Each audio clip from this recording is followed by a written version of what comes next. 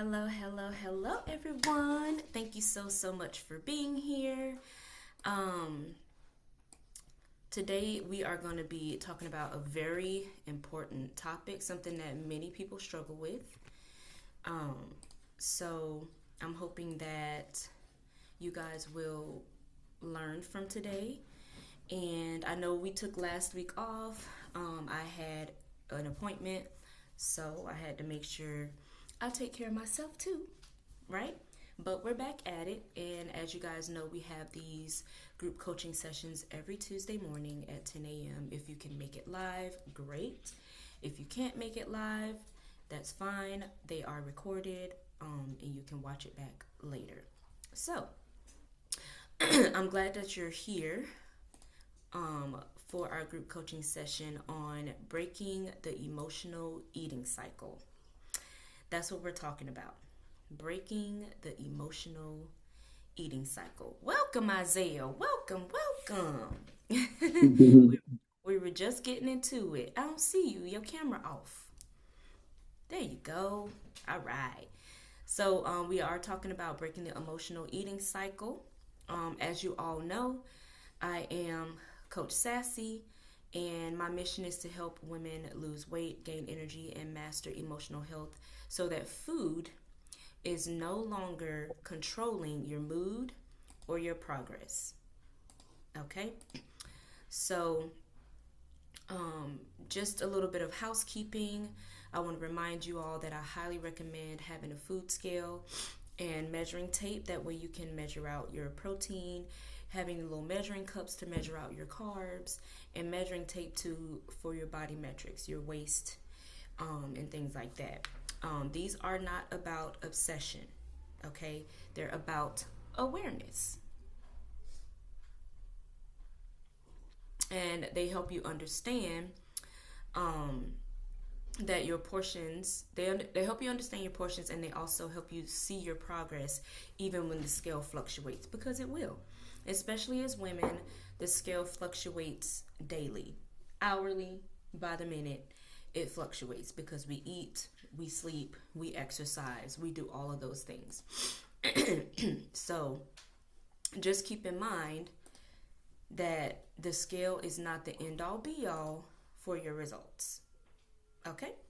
So, as far as the game plan is concerned, it's important to make sure to stay on track, especially during the holidays. It is okay to enjoy yourself, but you need to focus on the basics, which is tracking your food as best as you can, moving with intention for 45 to 60 minutes a day, even walking counts. Make sure you resistance train 3 to 5 times a week. Drink plenty of water, and make sure you're getting electrolytes as well. You can get those in coconut water naturally. You also can add BCAAs. Those have electrolytes in it. Gatorade is horrible for you, so that's not something I typically recommend. But if you must have a Gatorade, like an emergency situation, Gatorade Zero would be the better option, but Gatorade altogether is just not the best choice. And also aim for 7 to 9 hours of sleep per night. All right, so these basics regulate your cravings, your energy, and your emotions. All right, so now that we got housekeeping out of the way, I'm gonna take a sip of my coffee. This is my protein coffee that I drink every morning. So good.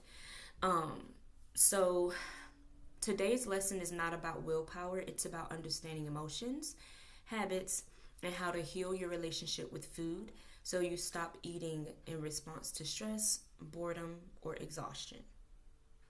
Okay?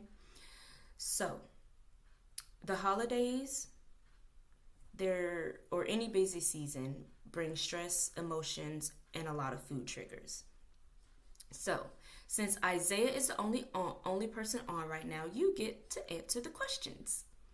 So, when emotions hit, what do you usually reach for? Chocolate, chips, ice cream, soda, wine, cookies? Or is there anything that you reach for when emotions hit? Um, if we're talking like Food. Food. Do you have any Uh, emotional food habits that you think you struggle with or that you reach for? mm, I, I would say chips. Chips, of course, chips. You love chips. All Yeah, right. because What is it about? Do you pay attention to when those emotions hit and why you grab the chips? What emotions trigger you to grab for something salty? um, really haven't paid attention to that before. Okay. Okay. Well, I appreciate your honesty. Of course, there's no judgment here, but just know emotional eating affects nearly everyone, even people in fitness. So it's human, it's not failure. So for me, I don't really have an emotional thing where I'm eating from emotion, but I will say when it's that time of the month, that's when I want chips or ice cream or something like that. And once I have it, I'm good. Like I don't need to binge eat on it, type of thing. So it affects everyone. No, there is no respecter of persons. So now we're going to get into the chat. And the first thing we're going to talk about is what emotional eating is. So, emotional eating is eating to soothe your feelings instead of hunger. You're eating to soothe your feelings, but you're not hungry. A lot of people eat out of boredom. That's an emotional eating type of trigger. So, you might eat when you're stressed, when you're bored, when you're overwhelmed, when you're lonely, tired, anxious, or sad. Not because you're hungry, but because food feels comforting. Like, man, I'm bored. I want to chew on something. Right? And we not chewing on no gum. We chewing on some food with some calories in it, right? So think of food as emotional duct tape. It temporarily covers the feeling but never fixes the real hole underneath. So here are some signs of emotional eating. It happens suddenly. It feels urgent. Usually cravings for sugar or salty foods. It happens even when your stomach is not hungry. And I know Zach does it all the time. He be like, I want this. I'm like, but you just said you was full. But I want this cookie. Right? So it also happens, and it's also followed a lot of times by guilt or shame. Because you feel like, oh my gosh, why did I just do that to myself after the fact? You know? So when you emotionally eat, and I'm asking this as a question. When you emotionally eat, or if you emotionally eat, what are you usually feeling before you eat? So these are questions you should ask yourself if you feel like you're in this situation. Is it stress? Is it loneliness? Is it fatigue? Is it anxiety? Do any of y'all experience any of that?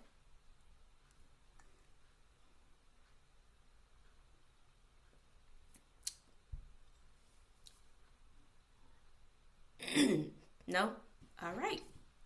Well, so the next part we're going to talk about is hunger versus emotional appetite. So there are two types of hunger. Hunger that comes slowly, and or this is actually physical hunger. So physical hunger, hunger comes slowly. Any food sounds good. Your stomach growls. You feel satisfied after eating. So that is physical hunger.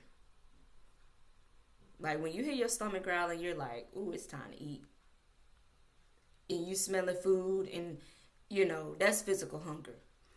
Now emotional hunger hits fast, and it craves specific comfort foods. There is no stomach hunger, and you still feel unsatisfied after eating that comfort food. That's the difference between the two. So, here's a quick self test that you can do on yourself. Before eating, ask yourself, is my stomach hungry or is my heart tired? Right? Is my stomach hungry or is my heart tired? Pause, drink water, and wait about 10 minutes. Oftentimes, cravings pass because emotions rise and fall like waves, right? So, next time you crave something suddenly, which question will you try first out of the ones that I just stated? I stated a few. Is my stomach hungry or is my heart tired? Which one of those two questions you think you should ask yourself? if it's a Hungry. hmm, Is my stomach hungry? that's the main one. Like, am I really hungry? Yeah. Mm-hmm. So ask yourself that question and then drink some water and wait 10 minutes. Or you can even drink some tea, right? So now we're going to get into replacing food with emotional coping and what that looks like. So food became a coping tool for many of us because it worked temporarily. But now we replace it with tools that actually nourish our mental health. So here are some healthy emotional eating swaps. You ready? Instead of emotional snacking, try walking outside for 10 minutes. Try journaling, calling someone safe, someone that you feel safe to talk to about whatever it is that you're dealing with. Prayer and meditation, stretching, music and deep breathing. That's my favorite. Music and deep breathing is my favorite, hands down.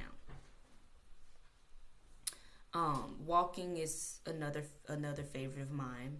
I like journaling, and of course prayer and meditation is just good stuff. But I love, love, love music. So find whichever one on that list will work for you. And know this, emotions need movement, not munching. We're not talking about munching of the mouth. We're not talking about that. We're talking about movement as in exercise and things like that. So you can move through walking, through breathing, through talking, through writing. It can get your mind in a better frame and get you moving in the right direction. Okay?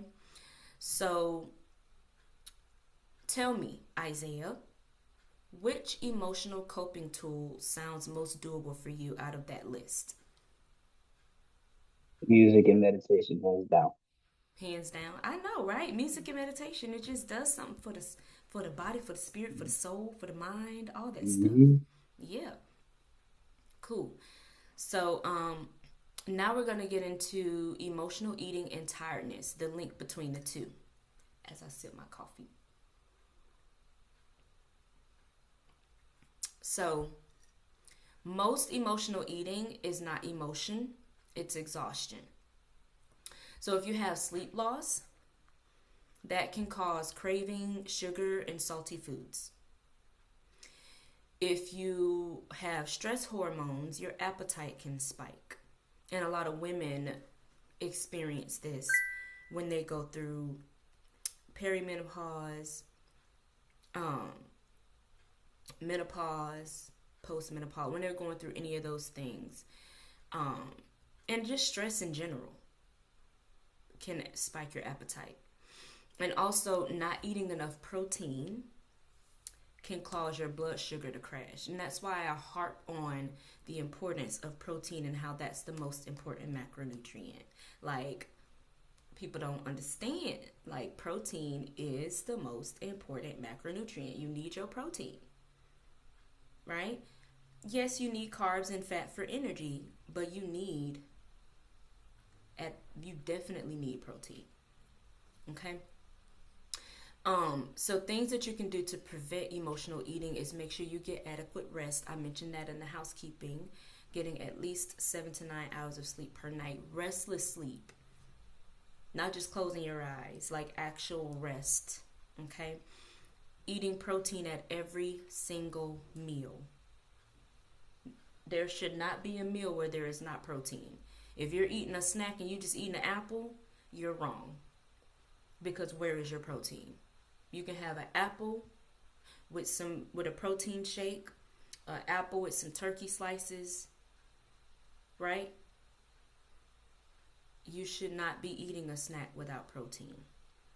If you like tuna, you got them little tuna cups. You can have tuna and you can have something else with it. But every single meal and snack should have protein in it. If I have a taste for my healthy brown rice cereal with fruit, with my berries on top, I use the protein shake as my milk to make sure that I'm getting my protein. Like, there should be protein at every meal. If you eat something, think, where's my protein? Well, I'm eating healthy. I'm eating a banana. Yeah, you are eating a banana. Eating a banana is healthy, but where's your protein? If you have a banana with peanut butter, that's good. That's some protein, but peanut butter is a fat source. So you still need a source of protein with that. And it doesn't have to be heavy. Okay? So, and also drink water and don't skip meals. Skipping meals is the worst thing that you can do for your body. Like, I hear people say it all the time. Well, I eat a good breakfast and then I don't eat again till I get home. That is horrible for your metabolism. Horrible. You should be eating every 2 to 3 hours, not exceeding 4. And when I say not exceeding 4, things happen sometimes. And you might get pushed back an extra hour or so. But you should not be going longer than 4 hours between meals. But you should be aiming for 2 to 3 hours for every meal. It's not hard to do, and especially if you set alarms. I have to set alarms because I get caught up in work. And the alarms, because I can get hyper-focused. That's just how my brain is wired. I get hyper-focused and working on something, and my alarm is like, Chiquita, you need to eat, girl. And I'm like, all right, let me pull away. Because if I turn that alarm off and keep working, guess what? I done skipped my meal. So make sure when you have these alarms that you actually stop what you're doing. And I know it's not always easy to do. I find myself being like, oh, I'm almost done. No, pull away. It's going to be there when you get back. So adhere to the alarm. If you're in the middle of something, hit the snooze and it'll go back the alarm. That's what I do also. If I'm caught up in the middle of something or I'm in mid-thought and I don't want to lose my thought, I'll hit snooze. That way the alarm goes off again in like 10 minutes. But if I just turn it off, you don't have no reminder to get you back on track. So if you are a hyper-focused person, you have ADHD or whatever, and you have a hard time remembering to eat or whatever, set alarms. It's not bad to set alarms. That's what's got me through my calendars and my alarm. If I didn't have that, I would be all over the place. I would not be the organized coach that y'all know me to be. I will tell you that now. Every tool that I offer you guys are tools that I use myself. So remember that. Please don't skip meals. It's not benefiting you and your goals. That intermittent fasting stuff is not good for women. It works for men. Their bodies are different than ours. Intermittent fasting is not beneficial. It's not. It's messing up your metabolism. And if you are in your 30s to 40s, you are doing your body more harm than good. You are hurting your hormones. Okay? I know y'all want to lose weight fast and y'all want to do all of these quick fixes and you're hurting yourself. So also remember that skipping meals makes your emotions louder because your blood sugar drops. Y'all ever heard of hangry? People waiting too long to eat. Then they want to be mad at everybody who get in their way before they get their food. They waited too long. Your blood sugar spikes. Your emotions are higher. You know? All of these things affect your mood. We are not animals. We can't eat one time and be done. That's not going to work. It's not sustainable. And you'll end up binging by the time you finally decide to eat. So let me ask you this. Which one of these are you the most guilty of skipping? Sleep or meals?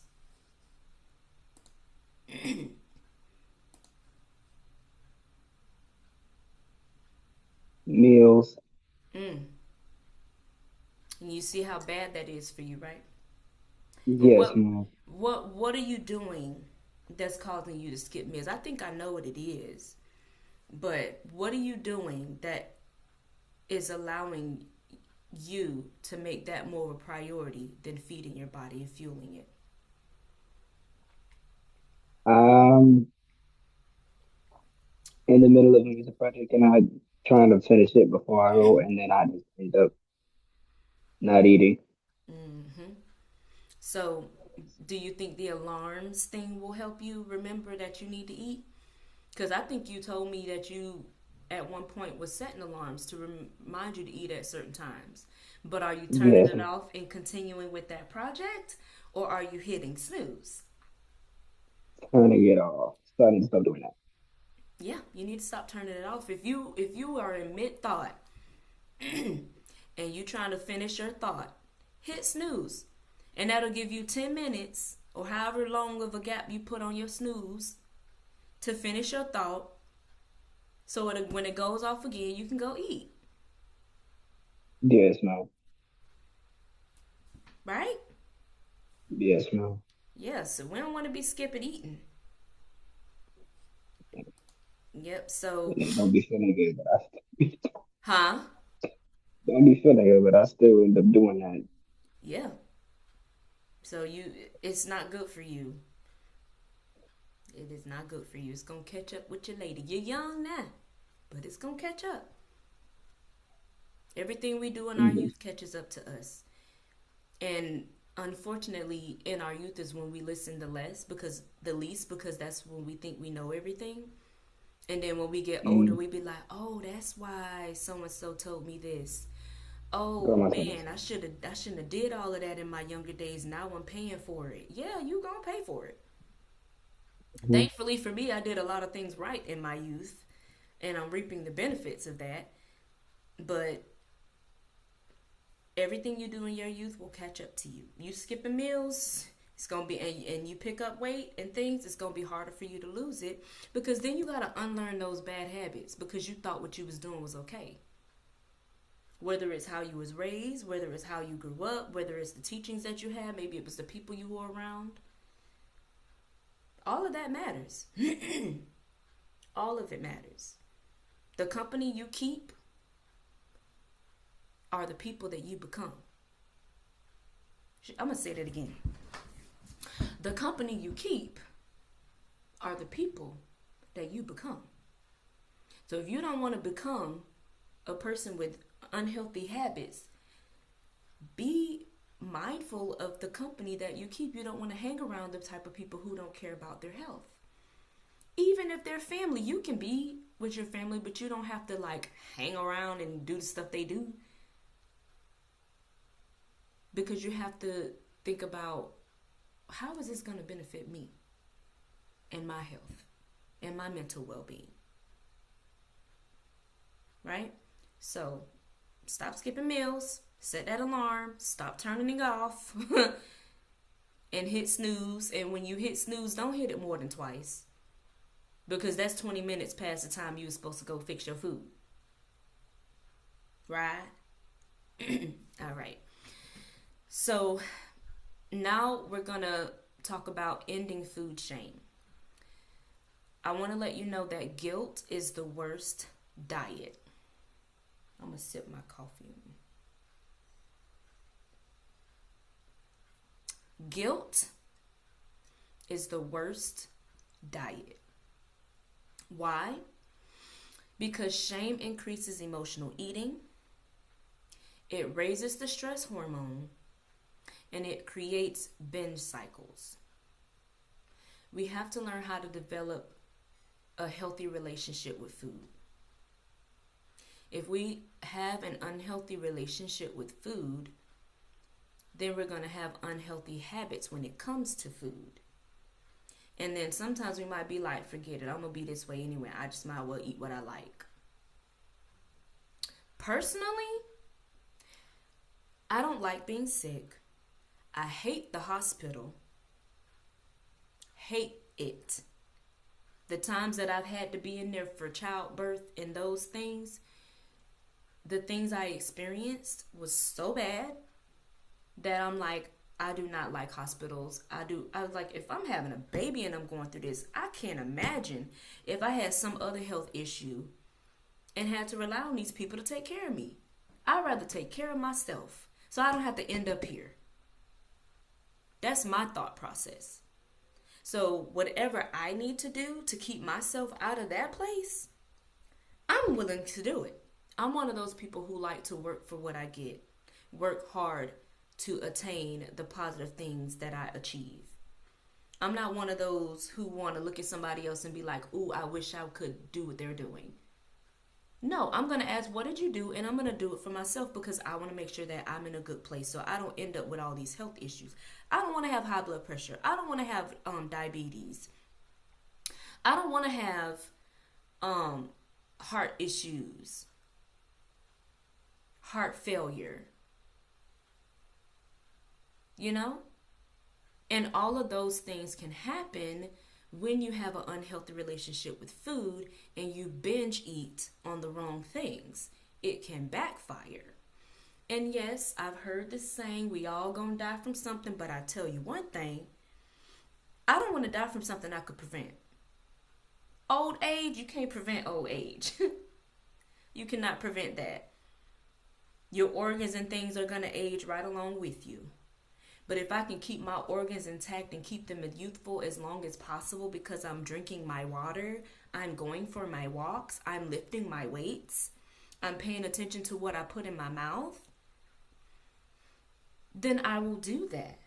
Because I don't want a painful death. I don't want a slow, painful. When I see how some of these people die, that like you can't breathe because you're too overweight, or you know, your lungs are out of whack because you've been smoking for years, or like whatever it is. I don't want that for myself. I don't want to be in pain. I do not enjoy being in pain. It baffles me the amount of people who will drink lifelessly till they're sick and vomit only to turn around and go do the same behavior again. That doesn't make sense to me, because anything that makes me sick, I'm trying to avoid it. But unfortunately, there are people with behaviors like that who want to be doing things that make them sick. So do what you have to do for your health. You're in this program for a reason. You came to me and you said, I need help. This is what I'm dealing with. I want to do better for myself. And I want to get out of this. But with everything, you have to work for it. It's not just going to happen at a snap of a finger, and it's not going to happen in a few weeks, especially when it took years to get you to this point. So, reframe your mind and understand that food doesn't need to be punished. One meal never ruins your progress. I know we're going into Christmas. Christmas is on Thursday. Don't think just because you had a cookie, because I'm having me a cookie. It's holidays. What? I'm having a cookie. I love my gingerbread soft cookies. I love my chocolate chip soft baked cookies. I love my snickerdoodle. Doodle, I said. Snickerdoodle cookies. Now, am I going to eat? Right. Now, am I going to eat the whole box in one sitting? Absolutely not. But I will indulge in a few of them because I like them. And it's the holidays. Why not? And I'm going to enjoy my Christmas dinner. Am I going to have 2, 3, 4, 5 plates? No, I'm not. but I am going to enjoy my Christmas dinner. So just understand that Christmas is not going to derail. One day is not going to derail your whole week of work. Just make sure that you continue with your usual habits that you've built all this time and learn from them.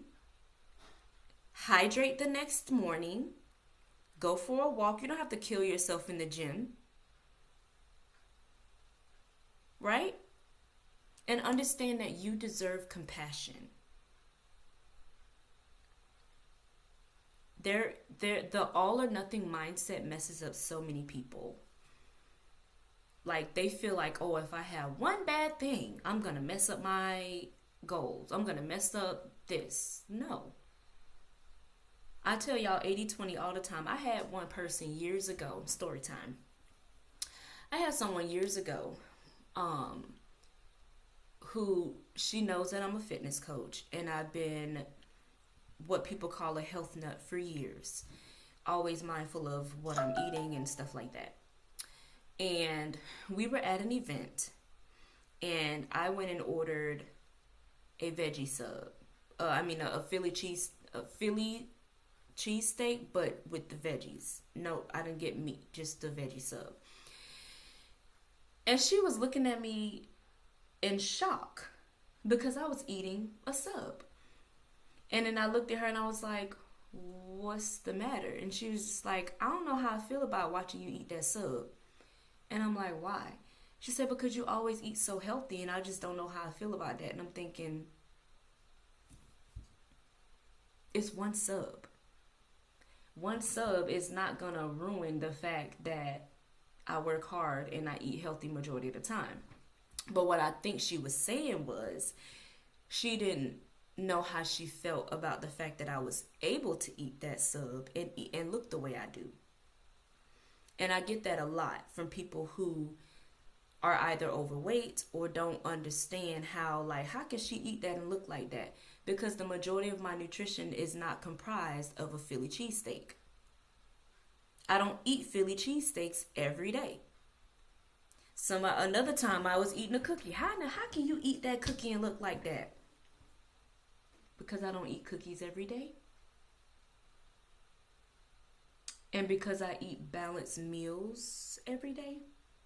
But when people don't understand, they see me eating something that is considered a comfort food and they feel uncomfortable because they're like, I don't understand. Like, why can't I look like that?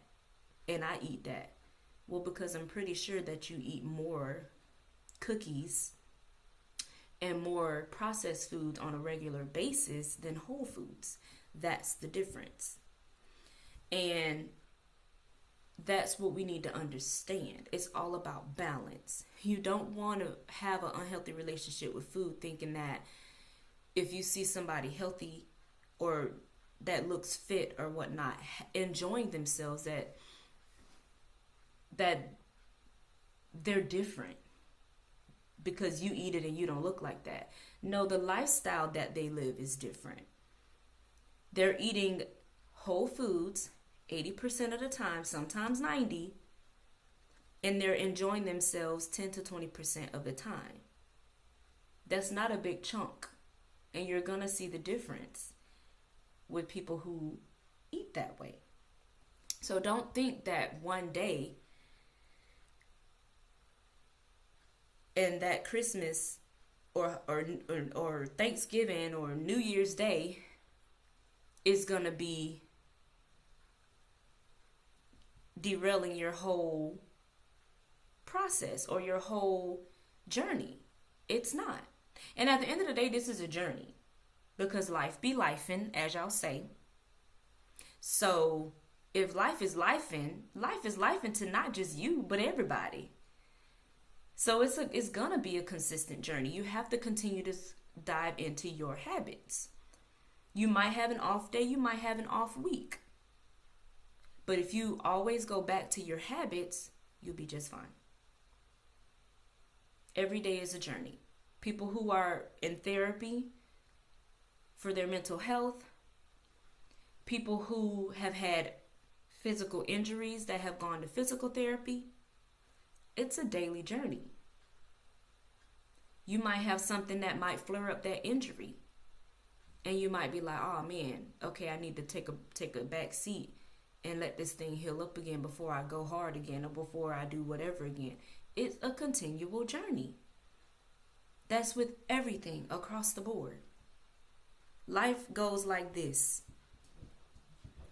Life does not go like that. We all wish it did, but it doesn't. That's just not how it is. And these things right here, that's what keeps us grounded. That's what teaches us. And that's where we get our life lessons from. That's where we get our wisdom from. You have to experience things and know how, okay, well, I did it this way. And that definitely didn't work, so I'm not doing it that way again. I got to try a new way. That's just how life is. If life was like this, we would never have lessons to learn and teach others. Life is full of experiences, good and bad. So think of it this way. Instead of saying, I messed up with your food, say, I learned something new today. Like I was saying, life goes like this. You have to have experiences, okay? I learned something today. This is what this food did to me. I felt like crap. Let me not do that again. Not, oh man, I messed up. Oh well, I done messed up. Might as well just stay where I'm at and keep on eating the same stuff. What? For one mess up? One? You gotta do yourself better than that now. Right? So, this is my favorite part. Q&A and takeaways.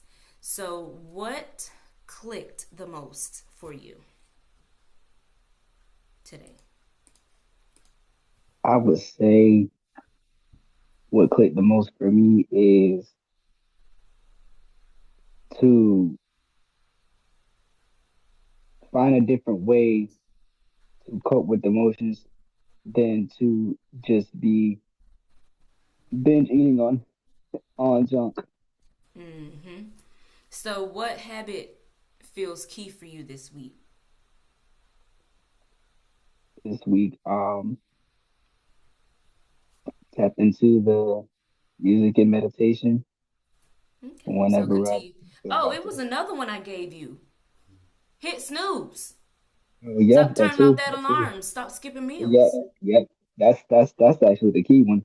That is definitely the key one. Yeah.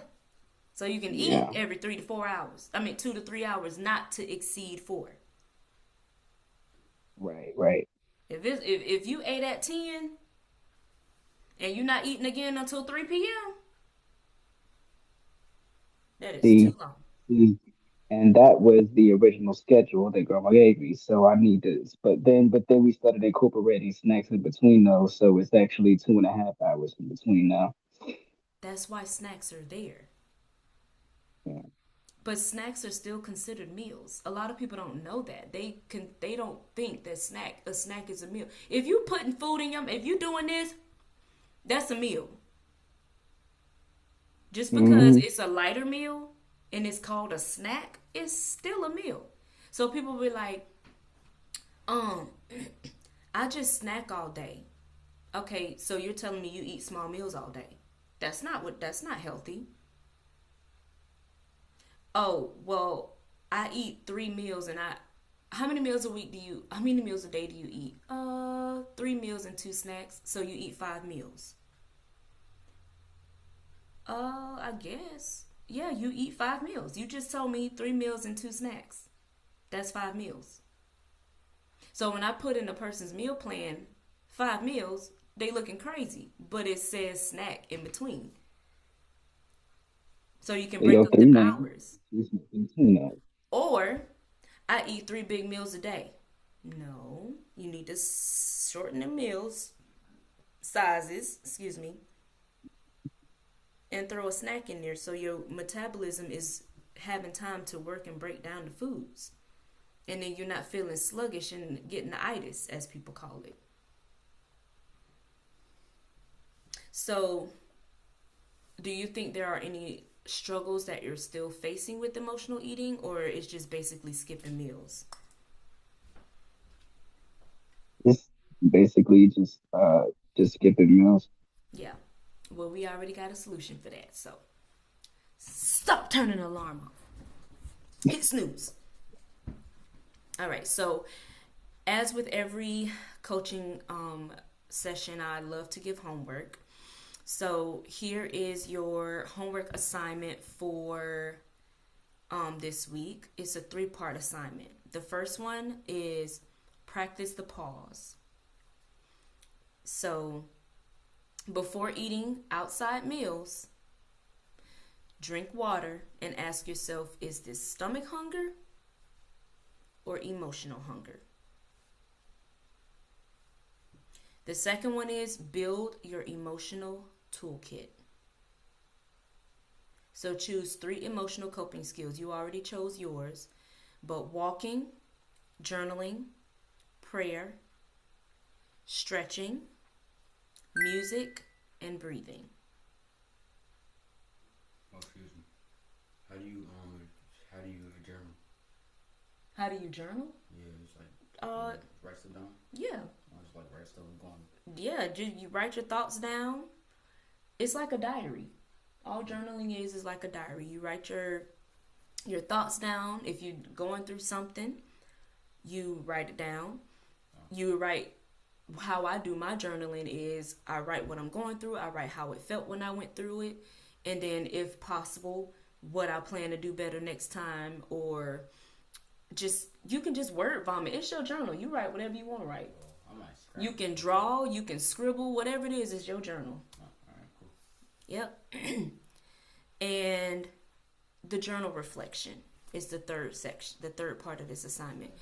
Complete, you can do a prompt like this. When I feel the urge to emotionally eat, I will blank instead. And you can feel free for those watching back. You can post your assignment in the Facebook group or in the group chat. This helps with accountability and it helps with healing. So I'll probably be posting this in the group chat as a prompt today from our chat, and try to help everybody do better with emotional eating. So we're gonna do this really quick. Hold on 1 second.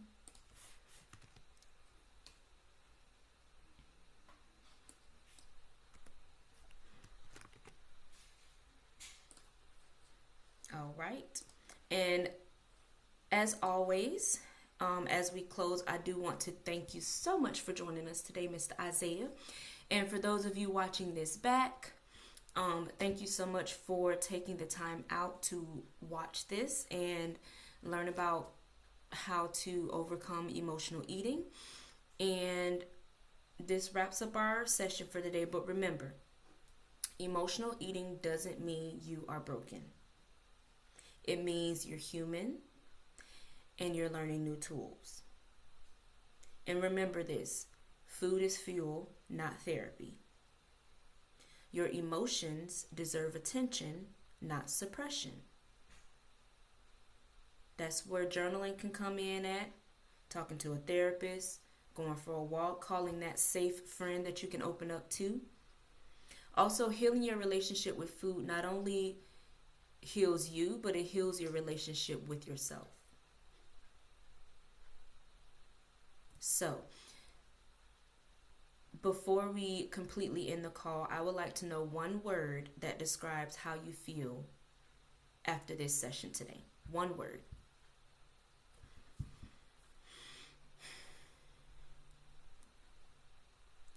Educated. Educated. Oh, educated. I like that. All right. So for those of you watching back, if you can drop your word in the chat box up under this video, that would be wonderful. And again, thank you again for showing up for you. This work is powerful and you are capable of lasting freedom from emotional eating. There's a lot of people who suffer from it, and you deserve to be free from that. And I look forward to seeing you next week for another webinar where we will discuss time management, organization, talking versus doing. All right. So until next time, Coach Sassy Fit is out. Ta-ta for now.